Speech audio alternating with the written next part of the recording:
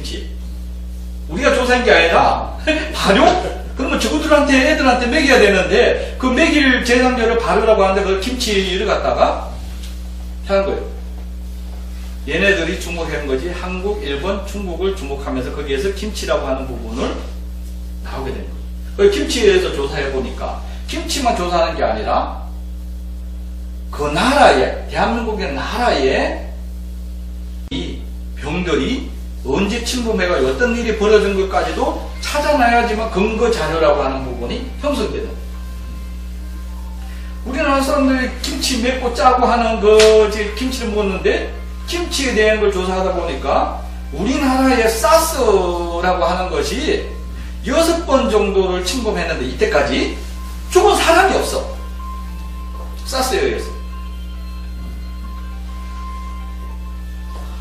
그런데 중국이라든가 유럽에서는 사스에 가지고 수많은 사람들이 죽는 거예요. 근데 우리 한국이라고 하는 조그만 나라에는 사스가 들어오기는 들어왔는데 사람이 안 죽었어요. 거기에 대한 사례가 안 나서. 그 원인을 찾은 것이 김치에 의해서라고 하는 연구 결과가 나옵니다. 그러면서 얘네들이 김치를 건강식품으로 형성할 수 있는 사람을 만들게 되고 이것을 갖다가 싸우기 시작해서 서로 가져가려고. 누가? 중국, 일본, 기무찌 해가지고 그래서 나온 거예요. 그냥 나온 게 아니라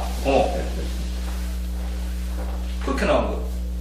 그러면서 김치뿐만 아니라 된장, 고추장, 간장 이런 것까지도 이제 재인식하기 시작해요. 그러면 이때에 우리나라에서 뭔가 하면 산야초라고 하는 것이 쏟아져 나와. 그 용어들이 먼저 모르면서 산야초라고 하는 용어들이 막 쏟아져 나와. 참 이게 신기한 거예요. 이게. 산야초 용어 들어보셨죠?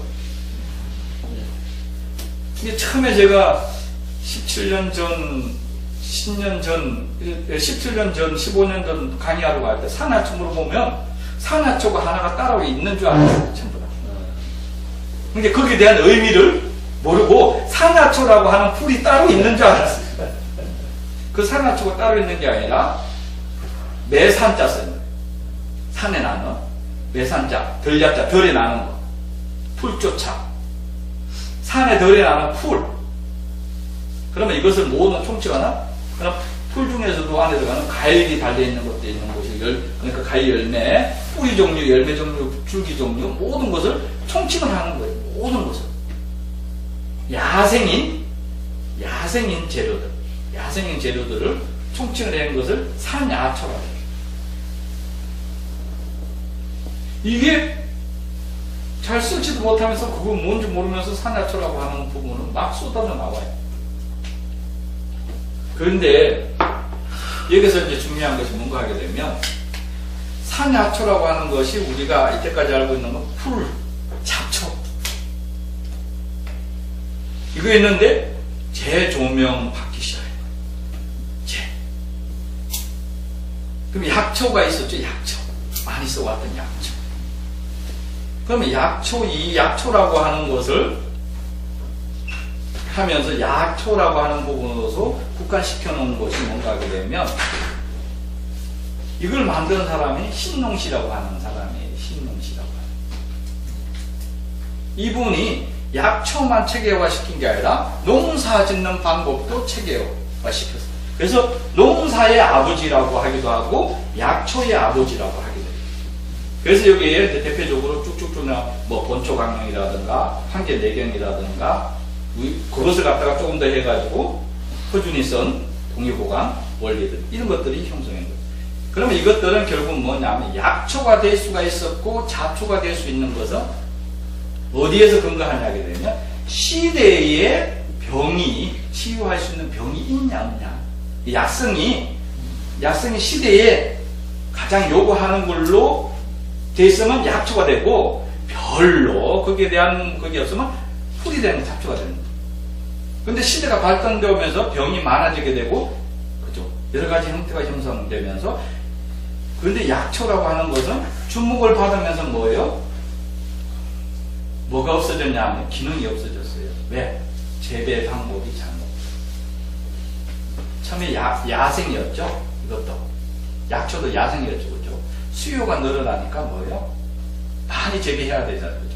많이 재배해야 되니까 뭐예요? 방법을 재배하는 방법을 찾아서 한 곳에서 많이 재배하는. 그러다 보니까 뭐예요? 면역성과 장면이 떨어질 대로 떨어뜨려 놓게 된 거죠.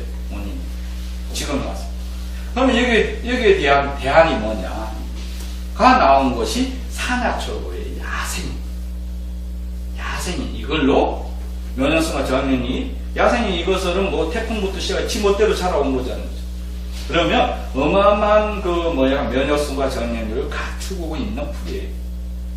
이걸 갖다가 우리는 써서 발효를 시켜서 먹게 되면 우리 몸이 장이 떨어질 대로 떨어져 있는 것을 복구할 수 있는 거예요.